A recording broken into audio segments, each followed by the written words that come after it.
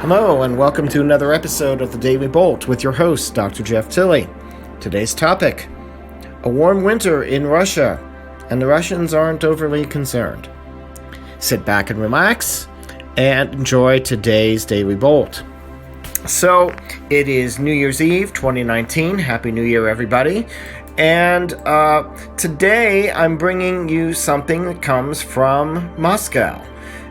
Basically the fact that for New Year's Eve, which is already pretty much over in Moscow, but what they did for it remains, the Moscow authorities have trucked in and dumped a lot of artificial snow in the city center for New Year's festivities.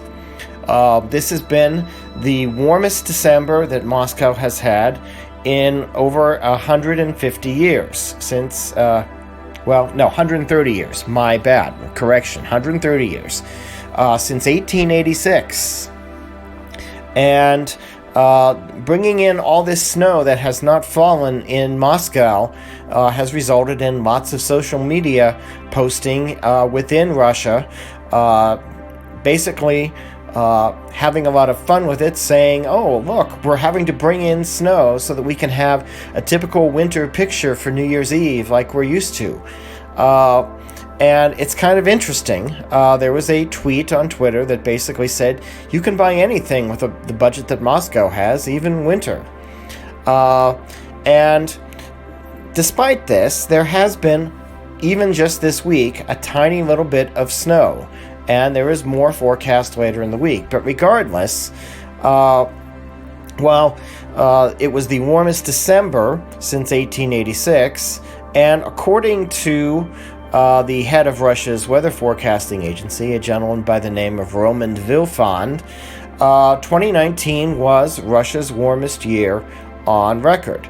And so, if this was happening in this country or Scandinavia, the home of Greta Thunberg, and a number of other countries, there would be probably a lot of hysterics and alarmism and all sorts of other things going on. But the interesting thing is that the Russians really, for the most part, as a nation, are shrugging this off. And they think that the idea of the city of Moscow bringing in the snow for New Year's Eve festivities is kind of ridiculous. And the question you might want to ask is, why is this the case? And one of the reasons for this being the case is really the fact that in many ways, Russia will be a winner in the global warming sweepstakes in terms of countries in the world. It's not entirely all positive good news, but it actually is something that many Russian authorities and folks in the government are somewhat looking forward to. And why would that be? Well, partly because Russia is a very cold country much of the year.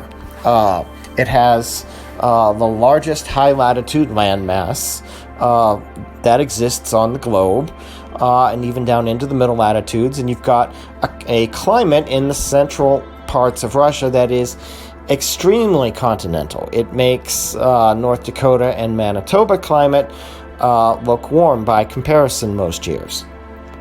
And so, as a result, a warmer climate in Russia would mean, one, lower heating costs, which would save consumers money, it would save the government money, a longer growing season, which would allow them to grow more crops in areas where the growing season is exceptionally short.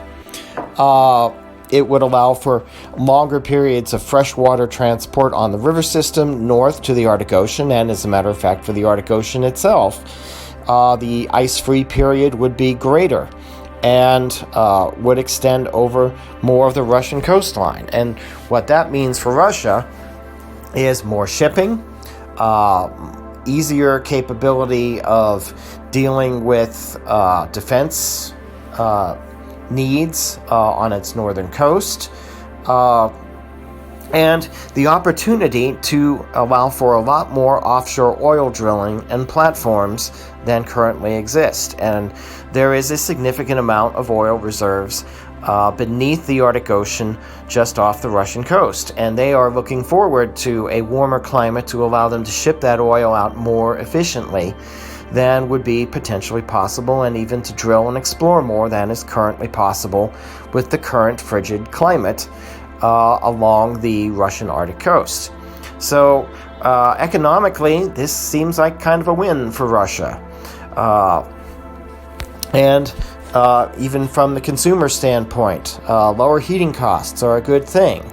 Now, whether or not this translates into hotter summers that increase cooling costs, that's the other side of the coin, although most of the population lives in the western part of Russia, slightly less continental climate, probably would not be quite as hot as it would be in the center of the country.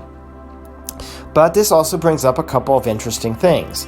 While the growing season would be warmer, it is also likely that permafrost that underlies much of the Russian landscape would start to thaw, and you'd start to have collapse of soil, collapse of landforms. Much has been concerned about this in terms of other high latitude parts of the world. In Russia, it could be a big problem for their infrastructure because the permafrost collapse basically makes a big area of swamp and mud, and you have to rebuild facilities that collapsed into the swamp and the mud. So that is a negative for Russia for global warming and climate change. And the fact that the observed rate of warming over much of Russia is larger than in many other countries of the world. That's based on the observed data and statistics that have been made, and certainly consistent with 2019 being the warmest year and this being the warmest December since 1886. The problem with a perhaps amplified warming in Russia, which is most likely due to its large landmass more than anything else, is the fact that the changes could happen faster there than in the rest of the world, meaning that Russia needs to be prepared for both the positives and negatives, perhaps on a faster timeline than they're currently prepared to accept and deal with. And this is of some concern even to the highest levels of the Russian government, with some reports suggesting that Russian President Vladimir Putin is rather concerned about this amplified warming, even though he views the process as a whole as a net benefit for Russia.